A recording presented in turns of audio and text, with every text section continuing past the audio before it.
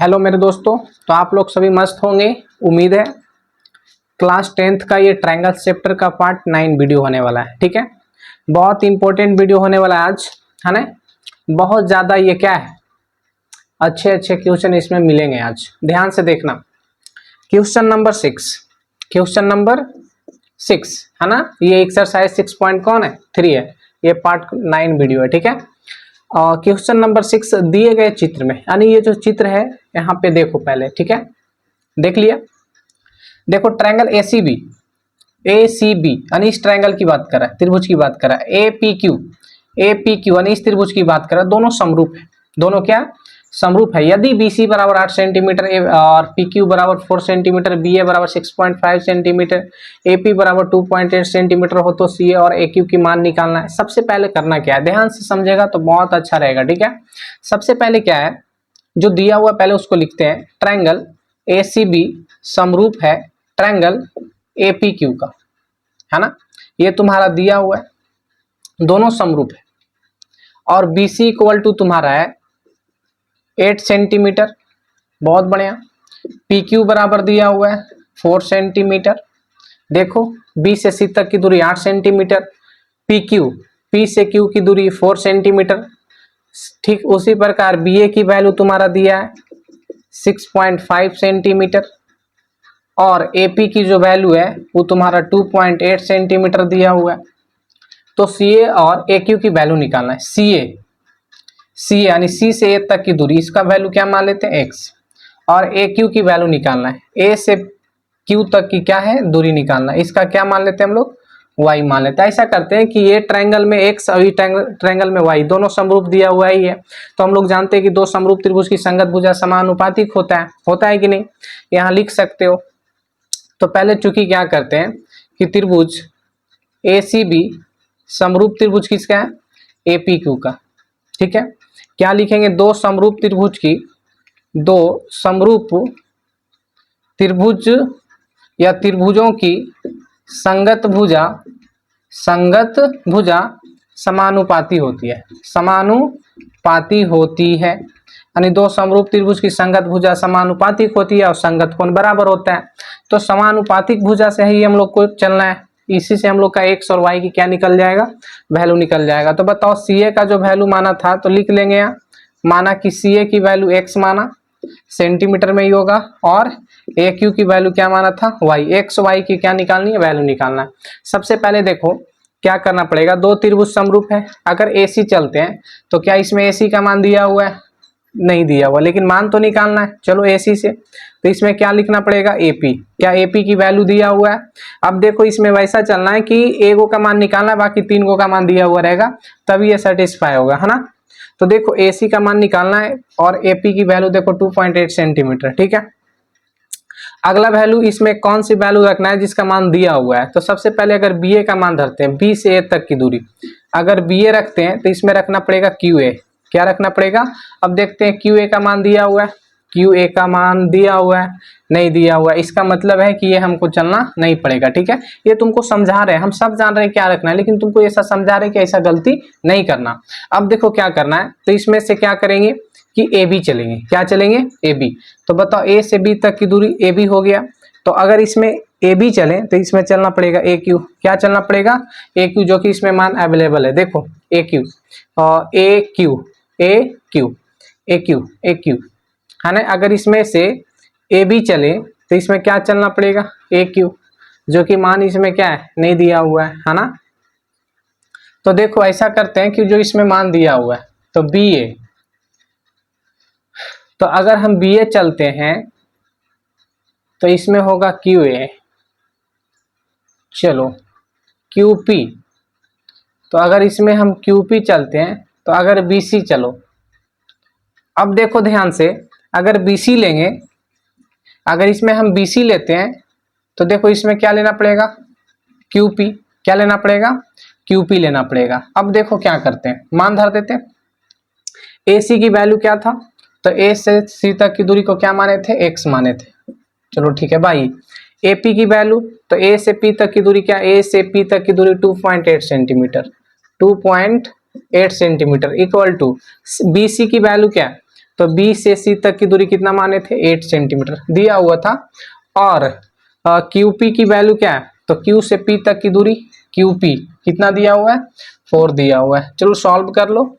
x by 2.8 बराबर होगा 4 दूनी 8 यानी 2/1। अब देखो क्या करेंगे, तो ये x बराबर 28 दूनी 56 यानी 5 पॉइंट क्या आएगा 6 आएगा। यानी क्या हो सकते हैं यहाँ से कि इसलिए x हम क्या माने थे CA, तो यहाँ से निकल गया कि जो CA की वैल्यू होगा वो 5.6 सेंटीमीटर होगा। ये हम लोग का क्या हो गया आंसर हो गया। अब देखो इसमें क्या करना है, पुनः अब हम लोग का किसका मान निकालना है, AQ की वैल्यू निकालना है। किसका मान निकालना है AQ का। तो सबसे पहले क्या करेंगे, सेम कंडीशन से चल सकते हो, पहला में चल सकते हो लेकिन सेकेंड बार में थोड़ा सा क्या करना है डिफरेंट चलना है ताकि उसमें से y की वैल्यू इंक्लूड हो जाए। तो सबसे पहले क्या करना पड़ेगा कि अगर हम इसमें दोनों त्रिभुज समरूप ही है, अगर हम इसमें AC लेते हैं, ध्यान से समझेगा, तो अगर इसमें AC लिए तो फिर अगला स्टेप में क्या लेना पड़ेगा AP लेना पड़ेगा। क्या लेना पड़ेगा AP इक्वल टू, अगर इसमें हमको अब मान किसका निकालना है, तो मान निकालना है AQ का। क्या किसका मान निकालना है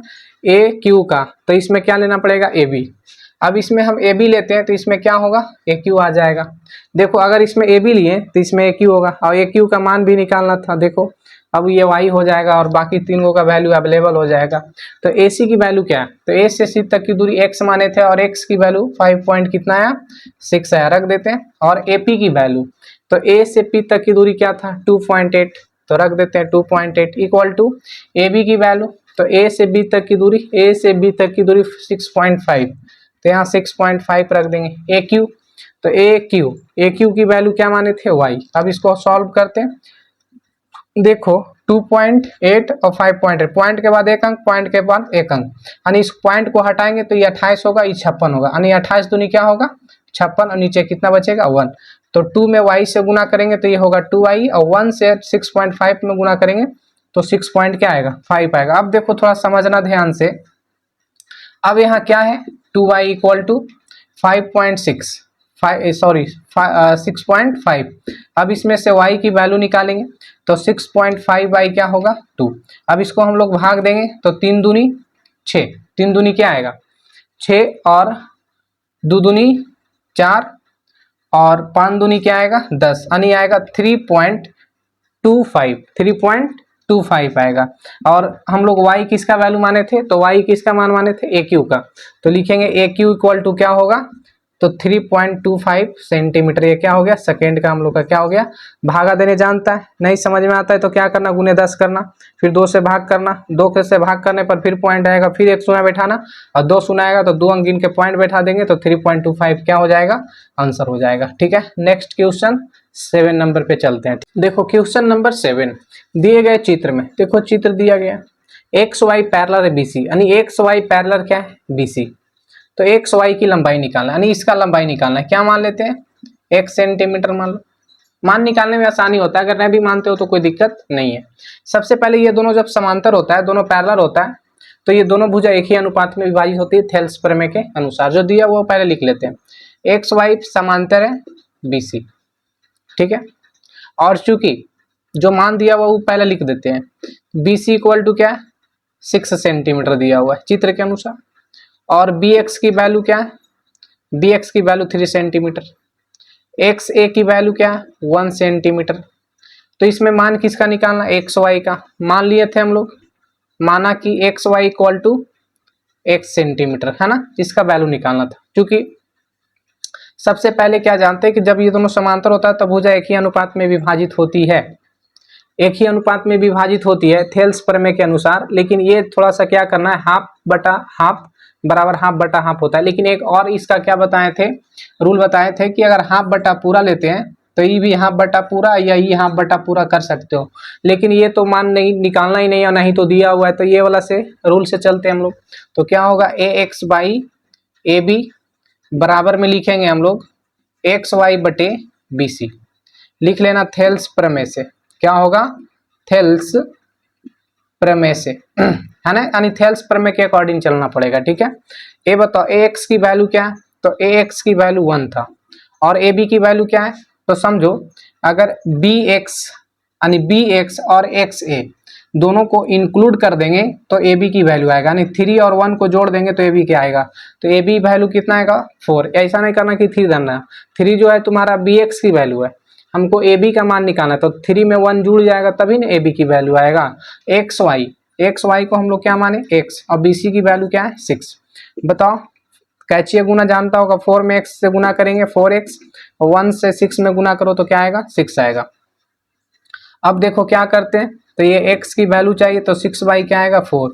बताओ भाग कर देंगे इसका हाफ और इसका हाफ, यानी 3/2। अब जब 3/2 होगा तो यहाँ x बराबर क्या आएगा 1.5, इसलिए हम लोग x जो है क्या माने थे, x की वैल्यू xy, तो यहाँ लिखेंगे xy बराबर 1.5 सेंटीमीटर, क्या हो गया आंसर हो गया। नेक्स्ट क्वेश्चन 8 नंबर पे चलते हैं। क्वेश्चन नंबर 8, दो समरूप त्रिभुज एबीसी और त्रिभुज पीक्यूआर, त्रिभुज एबीसी और त्रिभुज क्या है पीक्यूआर।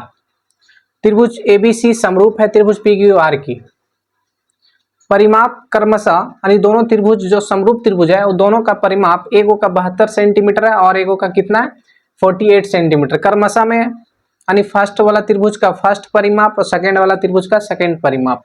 यदि पी क्यू की वैल्यू 20 सेंटीमीटर है तो ए बी का क्या निकालना है, मान निकालना है। ए बी की क्या निकालनी है, वैल्यू निकालना है। ए बी का वैल्यू निकालना है। सबसे पहले क्या है कि दो समरूप त्रिभुज का परिमाप का हम क्या बताएं, एक थ्योरम बताएं, उसको याद करना पड़ेगा। सबसे पहले देखो दो समरूप त्रिभुज की परिमाप क्रमशः, ठीक है, फर्स्ट में क्या है 72 सेंटीमीटर और 48 सेंटीमीटर, 72 सेंटीमीटर और कितना सेंटीमीटर दिया हुआ है 48 सेंटीमीटर दिया हुआ है, ठीक है। क्योंकि जान लेना बहुत जरूरी है कि दो समरूप त्रिभुज की परिमाप की अनुपात उसके संगत भुजा के अनुपात के बराबर होती है। इस थ्योरम को हम प्रूव करेंगे अगला वीडियो में, ध्यान से समझने का प्रयास करना। किसी भी वीडियो में ये प्रूव हो सकता है, बहुत इंपॉर्टेंट क्वेश्चन है। तो ये इस थ्योरम से 2 नंबर या 1 नंबर में ऑब्जेक्टिव क्वेश्चन पूछता है, ये पूछा गया क्वेश्चन है, ठीक है, बिहार बोर्ड में। तो दो समरूप त्रिभुज की परिमाप दो त्रिभुज की परिमाप के अनुपात उसके संगत भुजा के अनुपात के क्या होती है, बराबर होती है, ठीक है।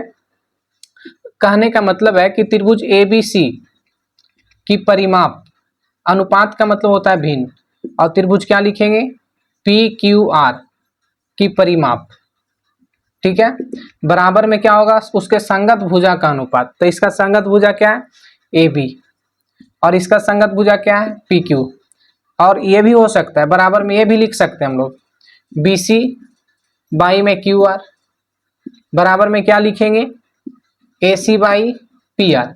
तो इसमें संगत भुजा क्या दिया हुआ है, ए बी का मान निकालना है, पी क्यू दिया हुआ है, ए बी का मान निकालना है, पी क्यू दिया हुआ है। इसका मतलब है कि ये वाला भुजा से इसके संगत भुजा से चलना पड़ेगा, ये दोनों से नहीं हो सकता, ये नहीं रहता ये रहता, ये नहीं रहता ये रहता। तो ये तुमको समझना पड़ेगा कि उसकी संगत भुजा के अनुपात की क्या होती है, बराबर होती है, ठीक है। तो जो निकालना है उससे हम लोग चलते। ये बताओ पहला त्रिभुज की परिमाप क्या था, तो फर्स्ट वाला का क्या था 72 था, सेकेंड वाला का क्या था 48। ए बी की वैल्यू तो निकालना है, और पी क्यू की वैल्यू क्या है, तो पी क्यू की वैल्यू 20 दिया हुआ है। चलो 24 दूनी 48 और 24 दिया 72, 3/2, और ए बी बराबर कितना आ रहा है 20, ठीक है। अब ये बताओ सबसे पहले अगर 2 में ए बी से गुना करेंगे तो ये आएगा 2ab बराबर, ये बताओ 3 में 20 से गुना करेंगे तो 20 दिया क्या आएगा 60। ये बताओ ए बी इक्वल टू 60/2, भाग देंगे 30 दूनी 60, इसलिए ए बी इक्वल टू क्या आ रहा है 30 सेंटीमीटर, जो जिसका हम लोग का क्या निकालना था मान। नेक्स्ट क्वेश्चन 9 नंबर पे चलते हैं। देखो क्वेश्चन नंबर 9 दिए गए चित्र में, देखो चित्र दिया गया पी क्यू समांतर आर एस है, अच्छा पी क्यू है ना, समांतर क्या है आर एस दिया हुआ है, ये दोनों क्या है समांतर है। तो सिद्ध करें कि पी ओ क्यू है ना, एस ओ आर दोनों त्रिभुज आपस में क्या है, समरूप। अच्छा, जो दिया हुआ पहले लिख देते हैं, क्या है, तो पी क्यू समांतर है ना, पी क्यू जो है समांतर किसका है, आर एस का। ठीक है, सिद्ध करना है ये, देखो ध्यान से, सिद्ध करना है कि क्या सिद्ध करना है, ट्रायंगल पी ओ क्यू समरूप त्रिभुज है एस ओ आर का, एस ओ आर का, यानी ये दोनों क्या है, समरूप त्रिभुज है। देखो इसका प्रमाण यानी सिद्ध करना है ना, तो प्रमाण तो लिखना पड़ेगा। सबसे पहले क्या करते हैं कि जो पी क्यू है ये समांतर किसका दिया हुआ है, आर एस का। अब बताओ कि ये दोनों जब समांतर होगा तो ये जो कोण होगा इस कोण के बराबर होगा, एकांतर कोण से, क्योंकि समांतर रेखा होगा तो ये प्रतिच्छेदी रेखा होगा, तो एकांतर कोण क्या होगा, जैसे ये काटने वाली है, तो ये जो कोण होगा इस कोण के बराबर होगा, ये जो कोण होगा इस कोण के बराबर होगा। तो देखो ये जो कोण है इस कोण के बराबर होगा तो कहलाएगा एकांतर कोण। क्या कहलाएगा, तो यहाँ से लिख सकते हैं कि कोण क्यू जो होगा कोण आर के क्या होगा, बराबर होगा, लिख सकता है एकांतर कोण से, एकांतर कोण से, एकांतर कोण से ये बराबर है। तो सेम रूल यहाँ भी अप्लाई कर सकता है कि कोण पी जो होगा इक्वल होगा कोण एस का, यहाँ भी लिख सकता है एकांतर कोण से, ये भी तुम्हारा क्या हो गया, बराबर हो गया। और इस शीर्षाभिमुख कोण से बराबर हो जाएगा। पढ़ाए सारा क्वेश्चन ये है ना, बेसिक पॉइंट में भी बताएं। तो बताओ ये जो होगा पी ओ क्यू, क्योंकि देखो अगर ओ कोण और ओ कोण लिखते हैं तो ये भी हो सकता है ये भी हो सकता है, ऐसा करते हैं 3 अक्षर से देने पर ये फिक्स कोण का नाम हो जाता है। तो यहाँ से क्या लिखते हैं, कोण P O Q, P O Q. अगर ये सब में प्रॉब्लम होता है तो पार्ट 1 वीडियो जरूर जाकर देखें। और आर ओ एस, कोण क्या होगा, आर ओ एस, अगर नाम देने में प्रॉब्लम होता है तो वीडियो फर्स्ट वाला देखें, ट्रायंगल्स वाला, है ना।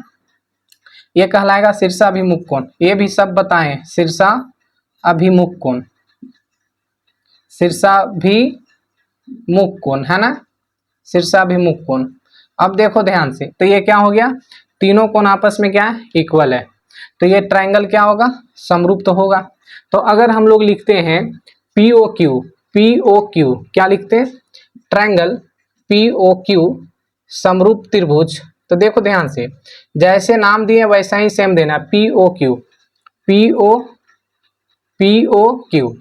तो इसमें देना इस कोण के बराबर है, और ई कोण जो है, ई कोण जो इस कोण के बराबर था, एस ओ आर, वही देखो प्रूफ भी करना है, एस ओ आर, ये दोनों समरूप हो गया, तो ये कसौटी कहलाएगा ए समरूपता से, समरूपता से, ए भी समरूपता से भी प्रूव हो जाता, ठीक है। तो ये क्या हो गया, प्रूव हो गया, है ना, क्या हो गया, प्रूव हो गया। नेक्स्ट क्वेश्चन 10 नंबर पे चलते हैं, ठीक है। क्वेश्चन नंबर 10 दिए गए चित्र में, देखो चित्र दिया गया, कोण ए बराबर कोण सी है, कोण ए जो है कोण सी का बराबर है, तो सिद्ध करना है कि त्रिभुज ए ओ बी, त्रिभुज ए ओ बी समरूप होगा त्रिभुज सी ओ डी का, सी ओ डी का। अच्छा, इसका मतलब क्या हो रहा है कि ये दोनों जब बराबर हो रहा है, इसका मतलब ये दोनों रेखा समांतर होगा, और जब ये दोनों समांतर होगा तो ये दोनों कोण बराबर होगा, तो ये दोनों भी कोण क्या हो जाएगा, आपस में बराबर हो जाएगा, तो दोनों त्रिभुज क्या हो जाएगा, समरूप हो जाएगा। तो देखो सबसे पहले क्या दिया हुआ है कि कोण ए जो है बराबर हो जाएगा किसका, कोण सी का, ठीक है। तो सिद्ध क्या करना है, सिद्ध करना है कि देखो सिद्ध करना है ट्रायंगल ए ओ बी समरूप त्रिभुज सी ओ डी, सी ओ डी, ठीक है। ये दोनों क्या है, समरूप है, दिखाना है, क्योंकि प्रमाण देखो ध्यान से। अच्छा ये बताओ, कोण ए जब कोण सी के बराबर है तो इससे साबित क्या हो रहा है कि चूंकि ए बी जो होगा समांतर होगा किसका, डी सी का, और जब ये समांतर होगा तो कोण डी भी बराबर होगा कोण बी का, यानी ये जो होगा ये कोण भी क्या होगा, बराबर होगा एकांतर कोण से, क्या होगा, एकांतर कोण से। अब बताओ ये दोनों जब कोण बराबर हो गया, डी कोण बी का बराबर हो गया, तो ये जो भी कोण होगा शीर्षाभिमुख कोण से बराबर हो जाएगा, डी ओ सी, यानी एंगल डी ओ सी बराबर हो जाएगा एंगल ए ओ बी का, एंगल ए ओ बी का। ये भी दोनों कोण आपस में क्या हो गया, बराबर हो गया। क्या लिखेंगे, शीर्षाभिमुख कोण, शीर्षाभिमुख कोण से ये दोनों कोण आपस में क्या हो गया, बराबर हो गया। तो अच्छा ये बताओ, ये दोनों कौन बराबर था? ये वो पैलेस्तानी, तीनों को आपस में क्या हो गया? बराबर हो गया। तो क्या होगा? दोनों ट्रायंगल समरूप होगा। यानी अगर इसमें लिखते हैं त्रिभुज ए ओ बी, क्या लिखते हैं? जैसे जो प्रूव करना उसके अनुसार से चलते हैं। ए ओ बी, ए ओ बी, ध्यान से देखना, ए ओ बी समरूप होगा ट्रायंगल सीओडी का। जैसे ए ओ बी, ए ओ बी, तो इसके सामने ये कौन बराबर है? तो सी ओ डी, क्योंकि ये दोनों बीच में आना चाहिए। तो क्या होगा? कौन? सी ओ डी, आपस में दोनों समरूप हो गया। लिखेंगे एंगल एंगल एंगल समरूपता से, समरूपता से ये क्या हो गया? प्रूव हो गया। ठीक है।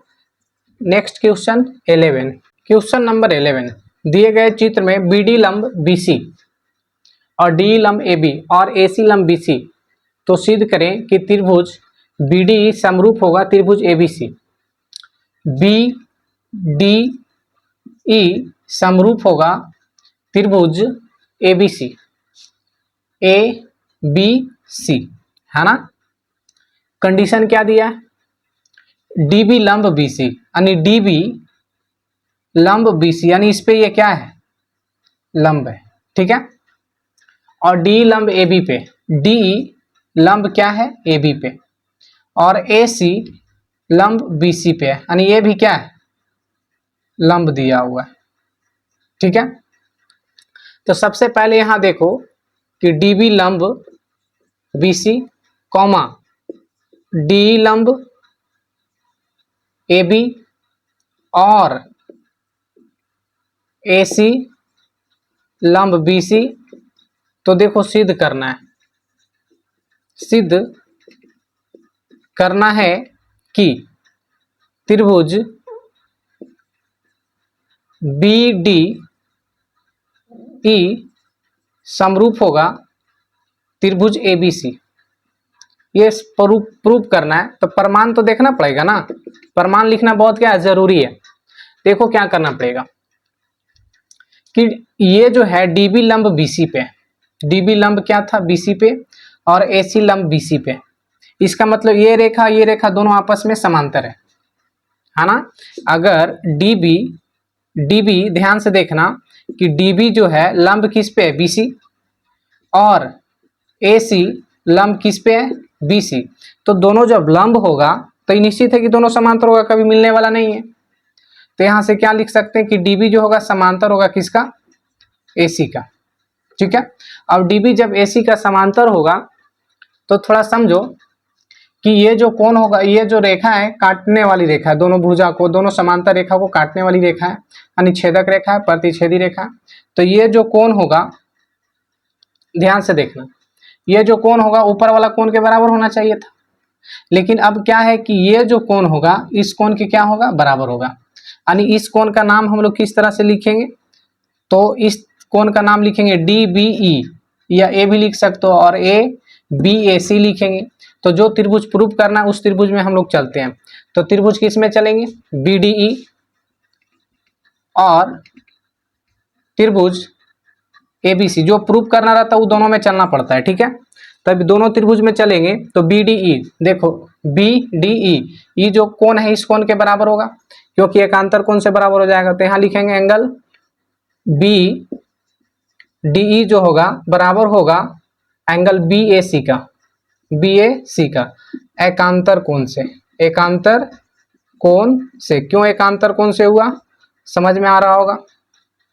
ये कोण के बराबर। ठीक है।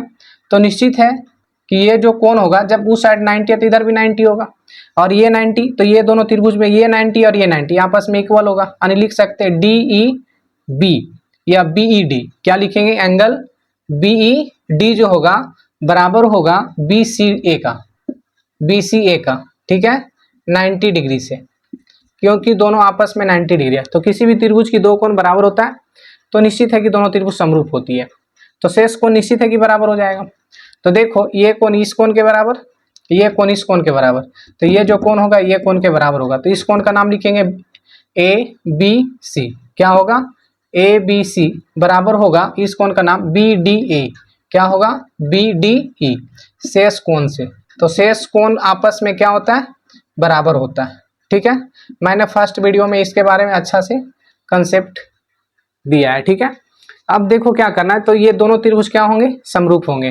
तो पहला त्रिभुज अगर बी डी ई समरूप करते हैं, ध्यान से देखो, वही दिखाना भी था, बी डी ई समरूप त्रिभुज, ध्यान से देखना कि समरूप त्रिभुज बी डी ई समरूप त्रिभुज होगा, बी डी ई 90 लास्ट में जा रहा है, शेष कोण बीच में आ रहा है, और ये जो कोण है इस कोण के बराबर था, तो यहाँ लिखेंगे बी डी ई 90 लास्ट में जा रहा है, तो इसका मतलब ये कोण इस कोण के बराबर है, इसी कोण के से नाम से चले थे शुरू, तो इसका कोण ये बराबर है, तो चलेंगे ए बी सी, क्योंकि सी 90 लास्ट में जाना चाहिए, इन लास्ट में आया था, तो ए बी सी होगा। तो ट्रायंगल क्या लिखेंगे, ए बी सी, और तीनों कोने से बराबर हुआ तो लिखेंगे एंगल एंगल एंगल समरूपता से, समरूपता से, ये क्या हो गया, तो प्रूव हो गया, ठीक है। नेक्स्ट क्वेश्चन 12, क्वेश्चन नंबर 12, दिए गए चित्र में कोण 1 बराबर कोण 2 है, यानी ये दोनों कोण आपस में बराबर है, और ए सी बाई बी डी, देखो ए सी बाई बी डी, अच्छा इधर से उल्टा दिया, यानी इतना बटा इतना होना चाहिए था, लेकिन इतना बटा कितना दिया, इतना, चलो कोई कंडीशन तो होगा। C B by C, C B by C, देखो ये ठीक है, लेकिन इधर से ये इधर आ गया, तो सिद्ध करें कि ए सी बी समरूप त्रिभुज डी सी ई, डी सी ई, ए सी ई डी सी ई, इसका मतलब ई सी जो है उभयनिष्ठ ऐसा ही दिख रहा है, बनाने से पहले ही उभयनिष्ठ दिख रहा है वो, है ना, उभयनिष्ठ होगा भी। चलो जो दिया हुआ है कोण 1 बराबर कोण 2, और क्या दिया है, तो और दिया है ए सी बाई बी डी बराबर है सी बी बाई सी, ठीक है। तो क्या करना है, सिद्ध करना है, सिद्ध करना है कि सिद्ध करना है कि ट्रायंगल ए सी बी समरूप त्रिभुज डी सी ई, दोनों आपस में क्या है, समरूप है। चलो प्रमाण देखते हैं, बहुत इंपॉर्टेंट है क्वेश्चन है। सबसे पहले देखो कि ये जो है कोण 1 जो था कोण 2 के क्या है, बराबर है, तो जानते हैं कि कोण बराबर हो तो उसके सम्मुख भुजा भी बराबर होती है, यानी कोण के सम्मुख भुजा बराबर होती है, सम्मुख मतलब सामने वाली भुजा को सम्मुख भुजा कहते हैं। तो कोण 1 के सम्मुख भुजा कौन है, डी सी, और कोण 2 के सम्मुख भुजा कौन है, बी डी, यानी यहाँ से क्या देखें कि डी सी जो होगा बी सी के डी सी जो होगा बी डी के बराबर होगा, कैसे बराबर होगा, सम्मुख भुजा से, यानी सम्मुख भुजा से क्या हो गया, बराबर हो गया। अब देखो जब इस सम्मुख भुजा से क्या हो गया, बराबर हो गया, तो चूंकि इसका कंडीशन दिया था ए सी बाई बी डी और बराबर है सी बी बाई सी, ठीक है। अच्छा इसके जगह पर ऐसा कर सकते हो, ए सी बाई बी डी को हटा के, ध्यान से देखना, बी डी को हटा के क्या कर देते हैं, डी सी, और ये जैसे था वैसा ही रहने दो। तो देखो क्या हो रहा है, ए सी बाई डी सी और बी सी बाई ई सी, यानी ये मिल गया। ये क्या देख रहे हैं कि भुजा समानुपातिक दिख रहा है ये, ठीक है।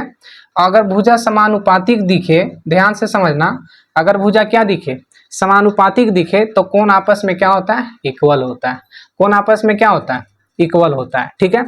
तो सबसे पहले देखो, तो ये भुजा समानुपातिक दिख रहा है, यानी कहने का मतलब है कि इसके जगह पे देखो ए सी, तो देखो ए सी अब बटा डी सी, ए सी अब बटा में क्या है, डी सी, यानी बड़ा त्रिभुज के और छोटा वाला त्रिभुज के, और ये बड़ा त्रिभुज के और ये छोटा वाला त्रिभुज के समानुपातिक है, समानु क्या है, पातिक है। तो कहने का मतलब है कि ये भुजा जो है इस भुजा के समानुपातिक है, और ये भुजा जो है इस भुजा का समानुपातिक है, तो आपस में कोण जो होगा बराबर होगा। और सच में ये जो कोण सी दिया हुआ है बराबर दिया हुआ है, तो जिसमें दिया हुआ है उसमें चलते हैं। चलना है हम लोग को त्रिभुज ए सी बी और त्रिभुज डी सी ई में, डी सी ई में। अब देखो यानी कहने का मतलब है ए सी बी और डी सी ई में, तो देख रहे हैं कि यहाँ से ये आ रहे हैं और यहीं से ये आ रहे हैं, यानी कि जितना कोण बड़ा वाला ट्रायंगल में बन रहा है उतना ही वाला ये छोटा वाला ट्रायंगल में बन रहा है, यानी कि कोण सी जो होगा कोण सी के बराबर होगा, ये कहलाएगा उभयनिष्ठ कोण से, उभयनिष्ठ कोण से। अच्छा उभयनिष्ठ कोण समझ में आता है, जैसे उभयनिष्ठ का मतलब होता है कि दोनों में जो, जैसे बार बार हम एग्जाम्पल देते हैं कि दो लड़का है, कितना लड़का है, 2 लड़का है।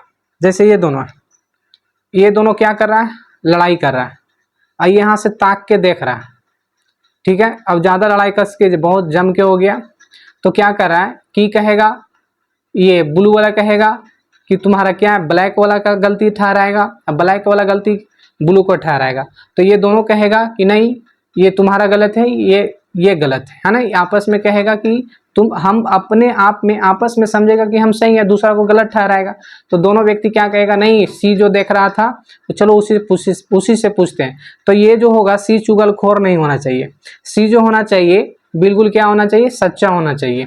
और जो देखा है जिसका गलती है वही बताता है। कहने का मतलब है कि जिसका गलती जो रहेगा यही सेटिस्फाई करेगा, इसका मतलब ये उभयनिष्ठ कहलाएगा। कहने का दोनों को लड़ाई को ये अगर सही बता दिया तो ये क्या कहलाएगा, उभयनिष्ठ। यानी दोनों के लिए ये था, दोनों के लिए ये कौन है, यानी दोनों के लिए जब एगो हो तो वो कहलाता है उभयनिष्ठ, क्योंकि दोनों इसी पे क्या है, निर्भर है। Any problem. तो सबसे पहले देखो ध्यान से, उभयनिष्ठ का मतलब होता है कि दोनों कोण क्या है, दोनों त्रिभुज में एक ही कोण। अब यहाँ से देखो हम लोग क्या करते हैं, तो कोण जी सी जो है कोण सी का क्या हो गया, बराबर हो गया। अब भुजा तो समानुपातिक दिख रहा है, भुजा क्या दिख रहा है, समानुपातिक दिख रहा है। यानी बड़ा भुजा जो है इस छोटा का समानुपातिक है, ये बड़ा भुजा जो इस छोटा भुजा का समानुपातिक है। यानी हम लोग डायरेक्ट कह सकते हैं, क्या कह सकते हैं कि ए सी बी जो होगा त्रिभुज कौन, त्रिभुज ए सी बी जो होगा वो समरूप होगा त्रिभुज, है ना, त्रिभुज डी सी ई का होगा, डी सी ई का होगा। किससे होगा, तो ये ए से एस समरूपता से, ए से एस समरूपता से, समझ में आया ना। यानी कि भुजा कोण भुजा से, क्योंकि दो भुजा के अंतर्गत का कोण आपस में क्या हो रहा है, बराबर हो रहा है। तो ये दोनों त्रिभुज क्या हो गया, समरूप हो गया। गहराई से बेहतर तरीके समझना है तो एकदम शुरू से वीडियो देखें, कहीं भी प्रॉब्लम नहीं करेगा। डॉट होता है 1 2 3 4 5 बार करके वीडियो कंटिन्यू देखो, कोई प्रॉब्लम नहीं होगा। क्वेश्चन नंबर 13, क्वेश्चन नंबर 13 पे हम लोग चलते हैं, ठीक है। क्वेश्चन नंबर 13, समद्वि बाहु त्रिभुज एबीसी में आधार AB को दोनों तरफ बढ़ाया गया है ना। P और Q जो है, यानी A और B को कहां तक बढ़ाया, A को P तक बढ़ाया गया और B को Q तक बढ़ाया गया, ठीक है। और AP गुने BQ equal to AC square है। तो सिद्ध करना है कि त्रिभुज ACP जो होगा, ACP जो होगा है ना, BQC के क्या है, समांतर है। सबसे पहले देखो जो दिया हुआ पहले उसको लिखते हैं कि त्रिभुज ABC समद्वि बाहु त्रिभुज है, ठीक है। आधार ध्यान से समझना, आधार AB को दोनों तरफ P और Q